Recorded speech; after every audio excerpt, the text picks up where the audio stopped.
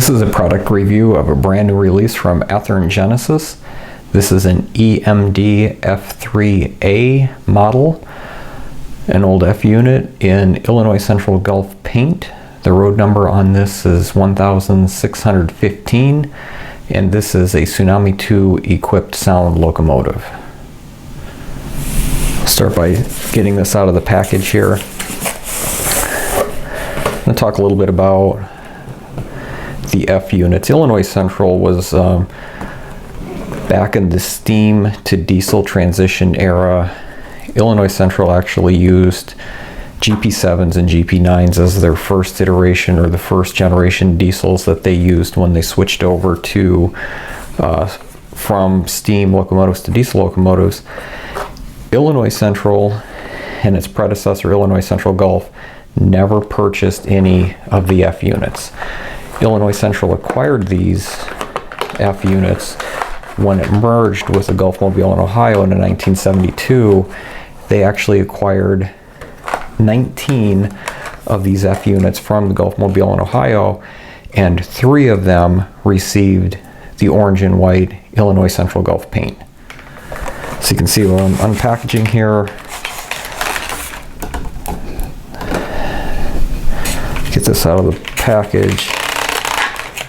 I'll be very honest, I personally, as just a rail fan, I've never really been overly fascinated with the F units. To me, these units are really synonymous with passenger trains, passenger locomotives. It's just something I'm not into. I've always been just a rail fan of freight trains and freight locomotives. This particular unit was actually used in freight service by the Illinois Central Gulf, and again, one of 3 of the repaints of the Gulf Mobile and Ohio units in the Illinois Central white and orange. Some of the spotting features on this that identify it as an F3 versus one of the other F units: it has chicken wire over the grills on the side of the locomotive. The radiator fans are actually raised. In between the first and second and third and fourth fans, you can actually see the exhaust stacks. It has 3 portholes for the allowing of natural light into the engine compartment of the locomotive. The details are very much what you would come to expect from an Athearn model. You can see on the front here, it does have some MU hoses, some grab irons, front door, coupler. You can see up here, these were actually added, these grabs up on top of the short hood were added for access and servicing of the windshield wipers. I'm going to turn the unit here a little bit. To get access to those grabs, you can see that there's a foot platform right here. Again, very highly detailed, everything you'd come to expect from an Athearn unit. Just going to do a real quick slide here. Again, a lot of just intricate details on this locomotive. You can see the fuel filler here, rear door into the engine compartment. Here's the back side of this locomotive. Again, one of the things that's somewhat unique about the F units, this one does not have any rear lights, so the only light on this locomotive is the forward-facing headlight. You can kind of barely see the top. I'm just going to slide it back here. You can see there's a roof panel to get access into the engine compartment. We'll just quick show you the engineer side here. And firecracker antenna on top.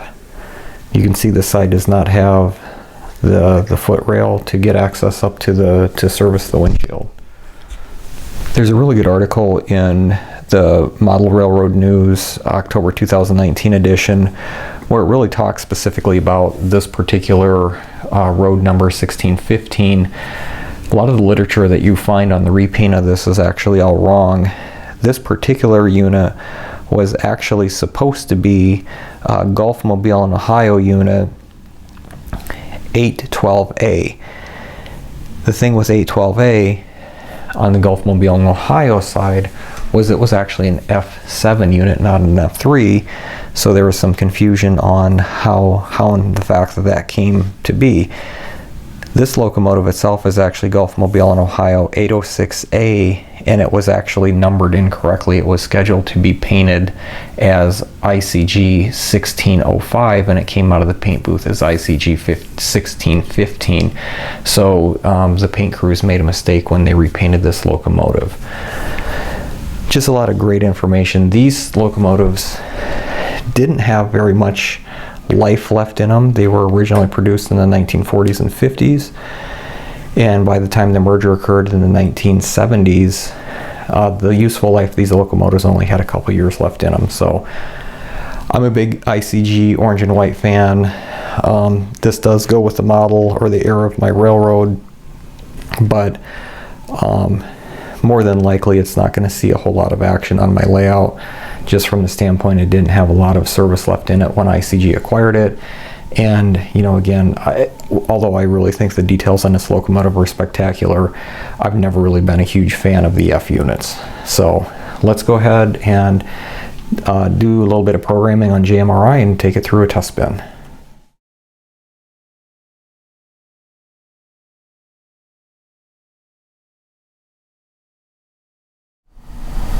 One last thing I wanted to add before I do fire this up. This locomotive, the prototype, has by far what is my most favorite diesel locomotive prime mover, EMD's 567.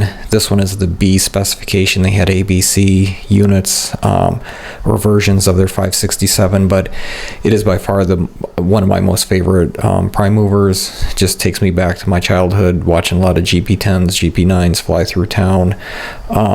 So just wanted to point that out, that this has the 567 in it, and let's sit back and enjoy this thing getting fired up.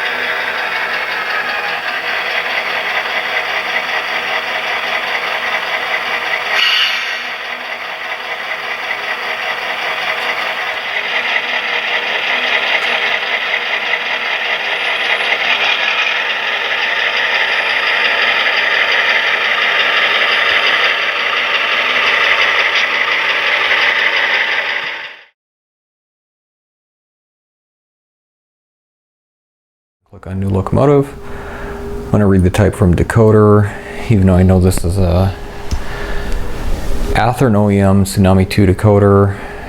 It's reading the CVs here. Usually takes about 15-20 seconds to read all of the CVs. And it should give me a list of choices here. So we have a few different ones. Tsunami 2 diesel OEM, F3, F7 unit with dynamic brakes. So it looks like, well, both of these have gyro lights. This one does not. So we'll go ahead and select the F37, even though this one does not have dynamic brakes. 1650 is going to be our roster ID number, and we'll go ahead and write this to JMRI and open up the comprehensive programmer. Okay, we'll just quickly plug in some information here. Road name Illinois Central Gulf. Road number 1615. Manufacturer Athearn. Model, this is an F3A locomotive. Go ahead and save that to the roster. Now we're going to go ahead and click on the basic tab up top here. It's currently set as short address of 3. We're going to change that to long 1615. We're going to go ahead and write those changes onto the sheet. I'm going to go through here. If you know anything about me and you watch my videos, you know that I like to set everything up for my proto throttle, and I'm just going to do that right out of the box. I'm going to set up CV3. Whoops. I want that at a level of 200, not 300, so we'll go ahead, write that. I'm going to set CV4, which is the momentum, at 255. We're going to write that. We're going to scroll down here. We don't have to do anything with the lighting functions on this from the standpoint that it is that this locomotive is it only has a single headlight, so we don't have to worry about changing the lights to get it set up for the proto throttle, which is kind of nice. We're going to come down here and we're going to enable braking. So on the Tsunami 2 decoders, we got to select CV1.403. Let's read that real quick. It comes default out of the box at 12. We want to set that to 0 to be able to utilize the braking function. So now I'm going to go ahead and set the independent brake, which is CV117, to read that real quick. We're going to set this to a value of 255.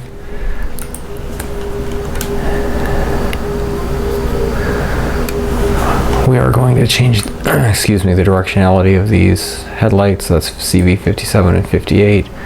Read these real quick. Although it doesn't matter, I'm going to change these both to a value of 1. Whoops, wrong button. And that should enable, or well, let me rephrase that, it should disable the forward and reverse direction on this on the headlamp. Last thing I'm going to do, just because it's related to the proto throttle and how the Tsunami decoder adds RPMs when you give it throttle, I'm actually going to disable the digital exhaust. So I'm going to set CV5 2.511, which is right here. Read that. I'm going to set this to 0. So basically we're disabling the digital exhaust. 512 is already at 0. And then I'm going to set CV112. So we're going to scroll all the way back up to the top here. I'm going to add 8 to this value. So our new value is going to be 11. We'll go ahead and write that. Those are all the CV values I'm going to change. I'm going to change the sound levels on this. I'm actually going to I'm going to pause the video, but I'm going to read the full sheet here because I want to see what the default sound levels are on this unit. give it a second to read these, and then I'll come back and show you how I'm going to change the sound values. Okay, we got that set up, so I'm going to change the master control volume down to about a level of half. I'm going to write that change. Air horn, going to scale that down a little bit. Prime mover, I'm going to scale that down to about half as well. Write that change. Everything else I'm comfortable with. I'm going to come over here and click on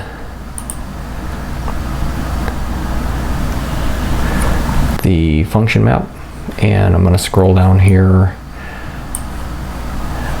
A couple things I want to double check real quick. RPM up and down is F26 and F27. That's going to come in handy because I'm going to disable the automatic startup when track power is applied. I always disable the cab chatter because it's F7, which is the same function as the dim of the headlights. So I'm going to come over here and I'm going to change the disable the automatic startup, and we're ready to roll. So if you click on the sound tab, engine auto start enable, we're going to set that to disable, write that change on the sheet, and we are good to go. So this unit will not power up when we apply track power. So let's go ahead and get this.